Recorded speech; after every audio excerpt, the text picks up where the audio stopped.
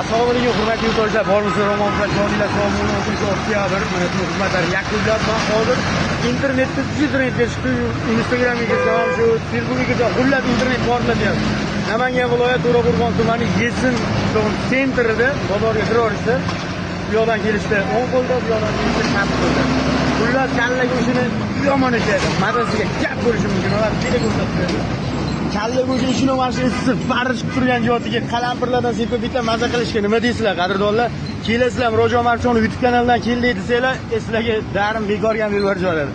Orjon akamizni kalla go'shtlari gap bo'lishi mumkin emas, haqiqatan mazasi juda ham klas.